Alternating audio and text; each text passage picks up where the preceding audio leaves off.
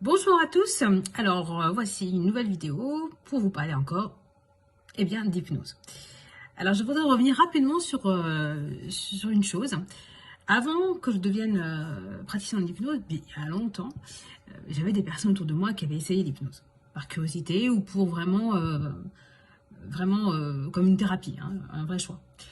Et je me souviens leur avoir répondu à chaque fois, hein, ah, moi, l'hypnose, j'ai un peu peur, en fait. Cette notion de perdre le contrôle, de laisser quelqu'un d'autre, en fait, dans la position de pouvoir me manipuler, m'inquiétait. Et j'avais vraiment peur de perdre mon contrôle, le contrôle de ma personne et même de mon esprit. Ça m'inquiétait beaucoup. Bon, c'était parce qu'en fait, j'y connaissais rien, en fait. Réellement, c'était par ignorance. Maintenant que je suis formée à l'hypnose, je sais très bien, et je vous rassure, du coup, si vous avez ressenti ou si vous ressentez encore les mêmes choses que moi, non, je ne peux pas vous manipuler.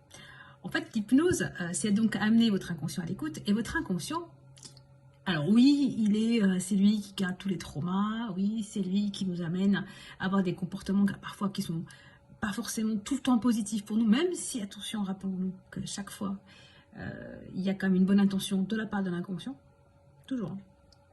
Il n'est pas fou, en fait, on n'est pas fou. Hein. Si on fait quelque chose, c'est qu'il y a une bonne intention cachée derrière. Alors parfois, malheureusement, la bonne intention ne fait pas le poids face à tous les effets secondaires désagréables que ça amène, par exemple fumer, hein, typiquement, ou manger de trop.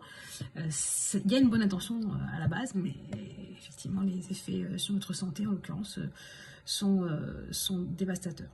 Alors, notre inconscient, lui, il est le gardien de notre intégrité physique et psychique. Ça veut dire qu'on ne peut pas vous manipuler. Ok ? Alors, pour que ça marche, du coup, parce que il y a une condition hyper importante, c'est que vous soyez en confiance avec votre thérapeute. S'il n'y a pas de cette confiance-là, vous allez résister, d'autant plus parce que vous n'allez pas vous sentir en sécurité. Et là, l'inconscient et le conscient, les deux pour le coup, vont vraiment être en mode défiance et en mode résistance. Donc vraiment, l'idéal, c'est d'avoir trouvé un thérapeute avec qui vous vous sentez bien, où vous vous sentez vraiment à l'aise dans sa façon d'être avec vous et aussi dans sa façon de pratiquer l'hypnose.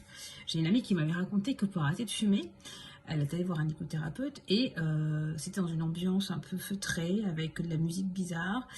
Elle était allongée et le thérapeute était derrière elle et il lui parlait dans son oreille. Et elle était excessivement mal à l'aise. Et comme de juste, elle a continué à fumer. Alors, non, effectivement, ça c'est... Alors, ça peut être très agréable pour certains, mais en l'occurrence, pour elle, ça ne jouait pas. Donc là, il faut être aussi attentif à ça. Si vous ne vous sentez pas en confiance avec la personne, c'est pas que l'hypnose ne marche pas. C'est que la confiance n'étant pas présente et étant la condition nécessaire, pas forcément suffisante, en tout cas nécessaire pour que ça fonctionne, eh bien, du coup, il n'y aura pas de résultat. Donc, votre inconscient, vous voyez, il va vous protéger, hein, physiquement et psychiquement. Donc, le thérapeute va faire des suggestions à votre inconscient et c'est lui qui va décider s'il prend ou il ne prend pas. S'il y a des bénéfices secondaires à rester comme vous êtes, il n'y ira pas. S'il sent que c'est dangereux, il n'y ira pas. D'accord ? Donc, soyez rassurés, vous pouvez y aller tranquillement. À bientôt.